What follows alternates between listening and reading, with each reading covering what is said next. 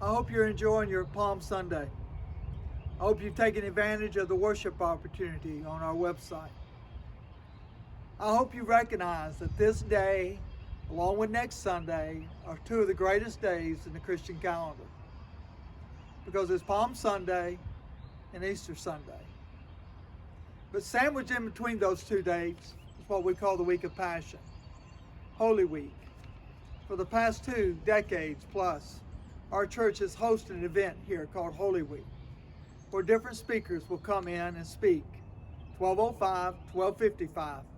We have a meal, we have fellowship, and more importantly, we have worship.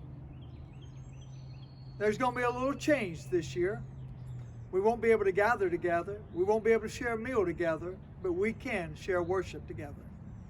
And online, you can go and hear those different speakers every day this week. So take advantage of Holy Week this year.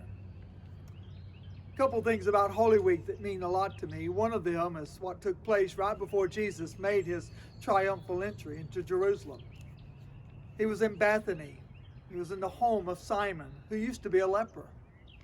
And while he was lounging there was a woman named Mary that came up, and she broke some spikenard or nard, some expensive perfume, and poured it on the feet of Jesus and wiped his feet with her hair. Why? Because it's extravagant love. It was something that she couldn't help doing. She gave a year's wage to do that because Jesus was worth it all.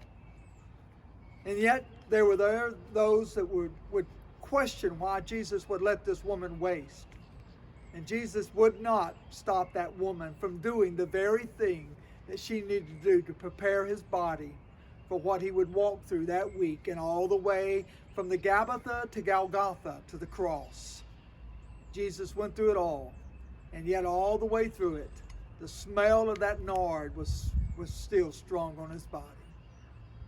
Can I tell you that this week, this Holy Week, is a week that we can look back on and we can thank God that God did for us what we could not do for ourselves. He sent his son to die for us on the cross, that through him and by him we can have life eternal. So this Holy Week, won't you stop and ponder as we walk through the days of Jesus' life, last days of his earthly life. Let's think that he did all of that for you and me, so that you and I could have what the world cannot give us and the world cannot take away, which is everlasting life. May God bless you through this week of passion.